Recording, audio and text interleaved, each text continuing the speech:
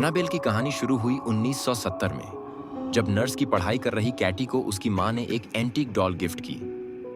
Katie को बचपन से ही खिलौने का बहुत शौक था, इसलिए वो कॉलेज में होने के बावजूद डॉल्स के साथ खेलना पसंद करती थी। नर्सिंग की पढ़ाई के दौरान कैटी अपनी रूममेट सिया के साथ एक अपार्टमेंट में रहती थी। कैटी अपनी मां के गिफ्ट से बहुत खुश थी।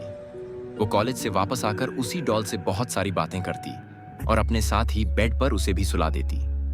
कुछ दिनों बाद एक बार जब वो कॉलेज से वापस आई, तब कैटी ने देखा कि उसकी डॉल बाहर सोफे पर पड़ी थी। जहां तक उसे याद था, वो डॉल को अपने बेडरूम में बेड पर ही छोड़कर गई थी। जब कैटी ने यह बात सिया को बताई, तो सिया ने कहा कि उसने भी यह नोटिस किया कि डॉल एक जगह से दूसरी जगह आ जाती है। उस दिन के बाद से वो दोनों गौर से उस डॉल के मूवमेंट्स पर ध्यान देने लगे।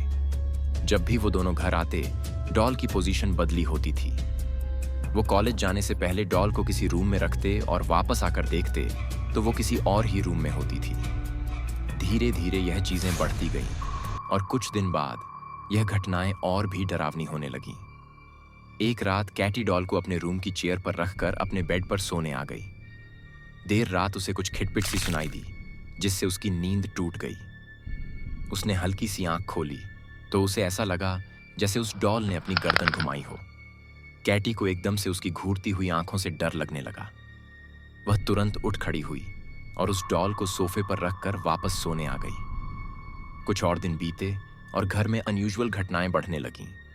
एक शाम जब कैटी और सिया कॉलेज से वापस आए, तो उन्होंने देखा कि अपार्टमेंट के कॉरिडोर में बहुत सारे पेपर्स पड़े थे, जिस पर किसी बच्चे की हैंडराइटिंग में लिखा था, हेल्प मी। कॉरिडोर के एंड पर कैटी की डॉल थी, जो सिया के रूम के दरवाजे से सटी हुई थी। वो दोनों पेपर्स पढ़कर काफी घबरा गए। कैटी जब उस डॉल के पास गई तो उसकी आंखें फटी की फटी रह गईं। उस डॉल के चेहरे पर खून लगा हुआ था और उसके बाल खून से लथपथ थे। इस घटना के तुरंत बाद ही कैटी ने एक चर्च के प्रीस्ट को बुला लिया, जिसने बताया कि वह डॉल पोजेस्ड है, यानी उस डॉल के अंदर एक आत्मा है। जब उस प्रीस्ट ने उस आत्मा से बात करी, तो उस आत्मा ने बताया कि वो एक 7 साल की बच्ची है, जिसका नाम है एनाबेल हीजिंस, और उसकी मौत कैटी और सिया के अपार्टमेंट के नीचे एक रोड एक्सीडेंट में हुई थी। एनाबेल ने यह भी बताया कि वह कैटी और सिया के साथ सेफ फील करती है और वो उनके पास ही रहना चाहती है। कैटी और सिया को एनाबेल की कहानी सुनकर दुख हुआ, इसलिए उन्होंने उसे अपने साथ रखने का डिसीजन लिया। कैटी को लगा कि ये 7 साल की छोटी बच्ची किसी को क्या चोट पहुंचाएगी, पर कैटी को यह नहीं पता था कि उसकी यह बात बहुत जल्द गलत साबित होने वाली है। सिया का एक बॉयफ्रेंड था पॉल, जो कभी कभी उनके अपार्टमेंट में रहने आता था। जब सिया ने उसे एनाबेल के बारे में बताया, तब पॉल बहुत घबरा गया। उसने कहा कि वह डॉल शुरू से ही बहुत अजीब लगती है और कहा कि तुमको भी उस डॉल को अपने पास नहीं रखना चाहिए, पर वो दोनों नहीं मानी। एक रात सोते हुए जब पॉल की आंखें खुली, तो पॉल ने फील किया कि वो अपने शरीर को हिला नहीं पा रहा था।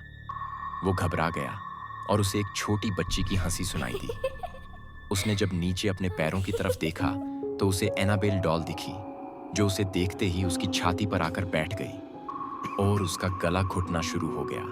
पॉल इतना डर गया था कि वो बेहोश हो गया। अगले दिन जब उसको होश आया, तो उसने देखा कि एनाबेल तो अपने रूम में ही है। उसे समझ नहीं आ रहा था कि रात को जो उसने एक्सपीरियंस किया, वो एक भयानक सपना था या असलियत में ऐसा कुछ हुआ था। कैटी और सिया अपार्टमेंट में अकेले थे।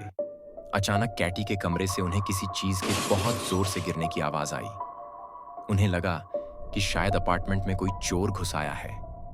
पॉल जल्दी से कैटी के रूम में गया, लेकिन वो रूम तो एकदम खाली था। वहां बस एनाबेल डॉल थी, जो फर्श पर पड़ी थी। पॉल को एक छोटी लड़की की हंसी सुनाई दी। वो वही हंसी थी जो कल रात उसने अपने सपने में सुनी थी। उसे लगा कि उसके पीछे कोई है, पर जब वह पीछे मुड़ा तो वहां कोई नहीं था।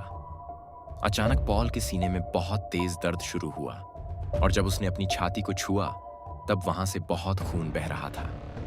इतने में सिया वहां आ गई और उसने देखा कि पॉल की बॉडी पर किसी के आड़े टेढ़े नोचने के निशान हैं।